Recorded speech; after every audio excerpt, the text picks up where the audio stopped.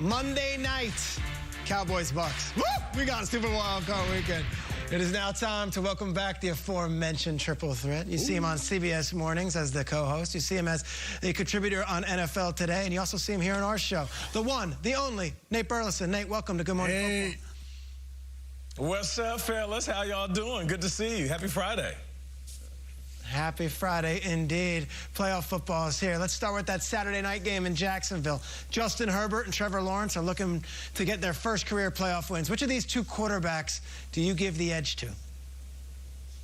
This is an exciting one, just for the simple fact you have these two big quarterbacks with big arms who towards the end of the season really learned how to take care of the ball. We saw the way the Jags struggled, and then at the end of the season, you have Trevor Lawrence taking care of the rock, discernment with where he's going with it, but more importantly, not turning it over. And then on the other side, Justin Herbert, who is a big guy throwing to big targets. I mean, the tallest wide receiving group in the business. But if I had to give somebody an edge, it's not about the size. It's actually the littlest guy on the field. That's Austin Eckler. So I give Justin Herbert the edge because when he's looking downfield and he can't find the guys he wants to throw to, he has one of the most explosive, dynamic guys he can just dump the ball off to in Austin Eckler. So this is going to be a good one, but the edge goes to the Chargers. Yeah, look, you played for the Vikings. You now live in the New Jersey area filled with Giants fans. Yeah. Vikings host Giants, a team who hasn't played in a playoff game since 2016 when we were on the show talking about the boat ride with Odell Beckham for about 5 days straight. How do you see this one going from Minnesota and New York? Yeah, speaking of boat ride, nah, that's another time and another era when I used to play. But no, for me, I'm looking at the inconsistency of these teams. As good as the Vikings are, and as much as Kyle Brandt loves Kirk Cousins, I was watching the show yesterday, and Kyle just gets so emotional about Kirk Cousins. I mean, I love it because I love it when he cheers for any guy that plays for the Vikings. But this is about the Vikings being consistent. You know, you can't have this room for error in the playoffs. So if you get down, we can't be sitting back saying, all right, here we go. The comeback kids, they're going to do their thing. No, no, no. When you're in the postseason, you have to play well from the first quarter all the way to the fourth, even up against a team like the Giants, who, regardless of their record, regardless of what happened in the regular season and how they got there, this is a formidable opponent. So the Vikings are going to have to step up and do something that they haven't done, which is play extremely consistent with no mistakes in order to win this. If they don't, the Giants might shock the world. That's going to be a fun one to watch, Nate. And now the Baltimore Ravens, they're heading to Cincinnati on Sunday, and a banged-up Tyler Huntley will be leading the way. Lamar Jackson still dealing with his PCL sprain. We saw his tweet. We've seen what the coaching staff has said. What do you make of this Lamar situation, not only the injury, but also his looming contract? Two words come to mind: security and sacrifice. If he had security, he'd be willing to sacrifice, even though he's banged up. I know what it's like to play with the PCL. And for people who are like, well, can't he just tape it up, put a sleeve on, you know, take a shot or whatever they might be thinking? It's not the case. A PCL takes away your explosiveness. It takes away your ability to do exactly what makes you good as a skill player. So he couldn't go out there and be the same guy. But listen, if he's 80%, 75%, 70%, a guy that has a contract that's locked in, he has long-term security, maybe he does go out there and say, you know what, I can't hurt it anymore. I'll do whatever I need to do to help my team win. But that's not the case. We're all thinking the same thing. If he was locked in, he might be playing, but he's not. So I don't blame him for not going out there on the field and making an injury even worse. It is going to be tough sledding for the Ravens to win without Lamar Jackson on the field in the playoffs. Yeah, tough sledding. There's a lot of things that are tough in life. And Nate, over the years, I've gotten a chance to watch you do some crazy things on this show, and I've gotten a chance now to hear about some of the crazy things you've done on this show. CBS, they want to up us all. Here's a clip of you overcoming your fear of heights and going skydiving for the first time. Let's take a look.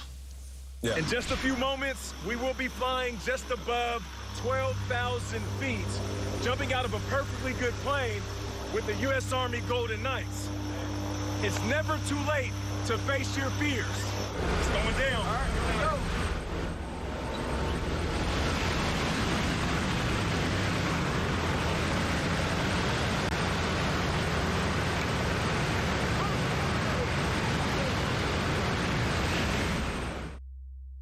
Oh, my goodness.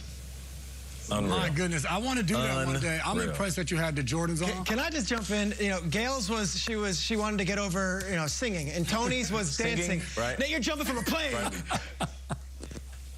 Hey, come on, man. It's the GMFB way.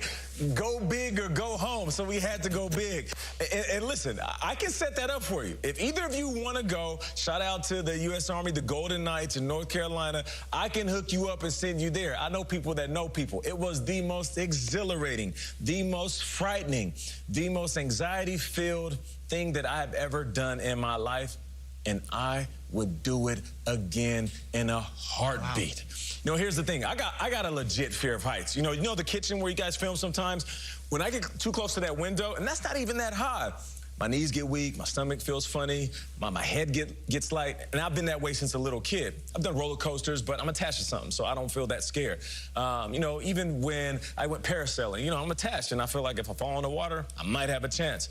But when you're that high, and that door opens, and you're sitting there 12,000 feet above the earth, that's when it became real. And I couldn't turn back.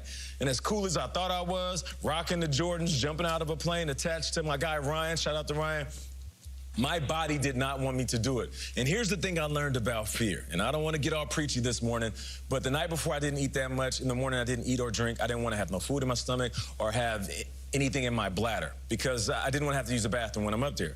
Little did I know my body was sending me every signal possible before I duck walked to that door. My body was like, Nate, whoa, what are we doing? What are we doing? And I'm like, yo, we gotta jump. We gotta jump out this plane. No. I know we said we will, but you gotta pee, And I'm like, I don't have to pee. I have nothing in my blood. Whoa, you gotta go poop. They got a toilet up here. No, I don't have to poop. You have to throw up. You feel like throwing up? I do feel like throwing up, but I know I don't have to. My body was telling me, don't do it. So for anybody that is trying to conquer any type of fear, your body is gonna signal to you everything in the world to stop, don't do it, don't move forward. But my heart and my mind was like, we committed, and we're going to do this. We got to do this. So you have to overcome all those feelings, and I'll set up a time for you guys to go because you will love it. You will love it. I'm deathly afraid of heights. I don't like being on bridges. I love it. I'm in. Skylar Thompson just heard that speech, and now he's fired up. I'm not going to lie. Like, that's how I feel about if I want to pick the Ravens over the Bengals this weekend. Like, do I have the courage, Nate? Congratulations, dude. That's an amazing accomplishment. So proud of you and so proud of all the things you're doing right now. We're going to go from one of your buddies to another one of your buddies. You went from the guy who was attaching you up there to one of our friends, Will Selva on the West Coast. Will, what do you got as far as news goes? I'll tell you one thing. In terms of nerves go, I have, like, palms that are sweaty. There's no way that I would do that. Hats off to Nate for doing it, to overcoming that fear. But my body would tell me, don't go up there, don't leave the house. And even if a segment producer says do it, I'm not going to do it. More power to you, J-Mac, if you are going to do it. Either way, in terms of taking the plunge, it seems like the Raiders now are taking the plunge into uncharted waters when it comes to the quarterback position. Derek Carr's tenure in Las Vegas officially coming to an end. NFL Network insider Ian Rappaport is reporting that the Raiders have begun the process of evaluating Carr's trade market. Now, Carr did have a lengthy statement that he posted on Twitter Thursday saying goodbye to the Raiders organization and fan base. The statement saying in part, quote, I once said that if I'm not a Raider, I would rather be at home, and I meant that, but I never envisioned it ending this way. Winning a championship is what I've always wanted and what I will continue to work towards. The NFL announcing Thursday, Mercedes-Benz Stadium, home of the Falcons, has been selected as the neutral location for a potential Bills-Chiefs AFC Championship game on January 29th. Now, an indoor game between those two offenses clearly would be something fun to watch, but it's a big if they have to reach the AFC Championship before it becomes a reality. Giants running back Saquon Barkley will making his playoff debut Sunday when the G-Men take on the Vikings. Barkley appreciates the history of the game, so he did some research on who the top playoff rushers are, like Emmitt Smith and Franco Harris. It's given him something to draw some motivation from. It's good. I'm a big believer in setting goals. I'm not saying, I'm gonna go out here and rush for this amount of yards in Minnesota, but they say study the greats and become greater. I forgot who said that, but I think it was Michael Jackson. But just went back